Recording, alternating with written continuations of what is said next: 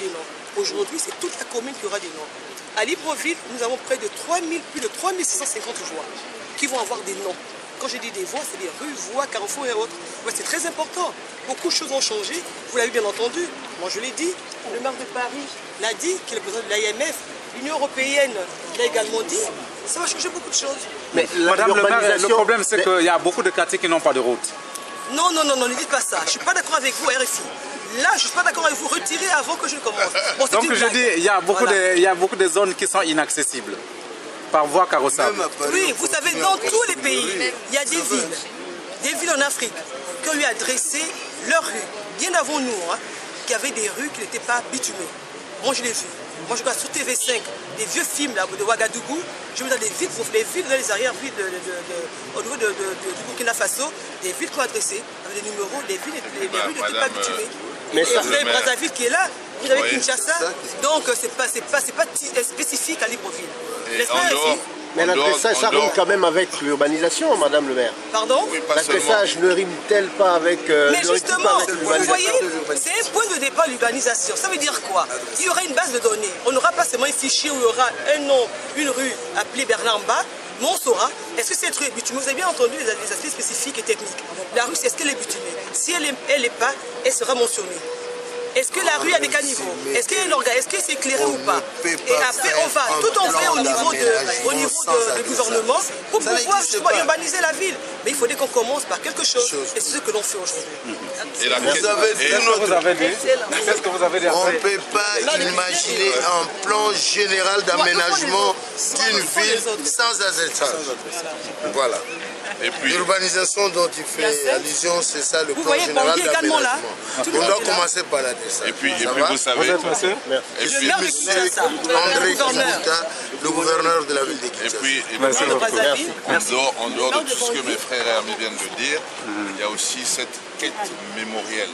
Vous savez que nos amis, nos parents qui ne sont plus là, à travers une rue, on peut se rappeler même pour nos enfants que M. Bernard Mba était X, Y, etc. C'est une banque de données qui se crée, monsieur. Et il y a beaucoup de choses. Vous voyez, un ancien ministre décédé, je ne le souhaite pas pour ceux qui sont vivants, mais un jour, ils peuvent trouver là leur nom dans la rue de Libreville, par exemple. Le maire de Bangui également, le maire de Bangui. C'est un grand projet fédérateur, le projet d'adressage de nos villes. Je crois que le plaidoyer a été bien développé par Rose tout à l'heure et également Anne. Ça va contribuer aussi à la fiscalité de nos villes. Nous en avons besoin, nos villes ont besoin d'autonomie. Nos populations réclament une certaine décentralisation. Il faudrait que cette décentralisation-là s'accompagne de moyens, de ressources. Et l'adressage contribue au repérage des contribuables. Et voilà. À Bangui, c'est déjà fait ou c'est à faire aussi l'adressage? Nous sommes sur le projet, toujours soutenu par l'IMF et l'Union européenne. Vous êtes madame? Madame Hyacinthe Odobodé, maire de la ville de Bangui. Et la typonymie, la topo. Alors comment ça se passe là-bas? La toponymie, disons comment que nous sommes là-dedans depuis une vingtaine d'années, mais c'est une opération délicate parce qu'elle comporte des dimensions politiques. Donc ça fait qu'on est arrivé à cette solution que pour l'instant, on donne des numéros rouges et c'est la présidence qui se prononce pour donner le nom. Donc, au-delà de ça, on a dit la dimension au plan de fiscalité. Ça va nous permettre d'identifier les contribuables. Mais vous ne faites pas dans la toponymie au niveau du Cameroun? Bon, disons que la dimension toponymique, il y a aussi. Bon, je vous ai dit que c'est souvent la présidence qui tranche pour éviter des susceptibilités. Parce que chacun voudrait que ce soit le nom de son grand-père qui était ceci, qui était cela, qui soit là. Or, il faut une certaine objectivité. Surtout quand il s'agit de la capitale d'un pays, qui regroupe toutes les sensibilités. Comment vous appelez votre nom? Vous savez, vous devriez me connaître mon nom quand même. Délégué. Monsieur Thierry Gilbert. Ah mais voilà.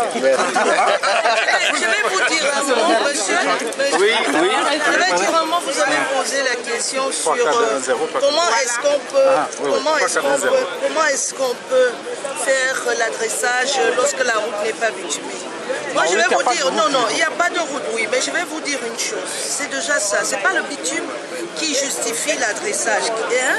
Lorsque je demandais hier, je voudrais aller à tel endroit, par exemple, on dit vous arrivez vers Cocotier, vous voyez le bac à poubelle, vous prenez à droite, à gauche, vous voyez le bar et la plaque Intel, vous descendez, vous continuez tout droit, vous comptez 1, 2, 3 routes, à gauche, vous allez arriver au quartier, vous allez demander tonton Marcel. Ça doit finir en Afrique.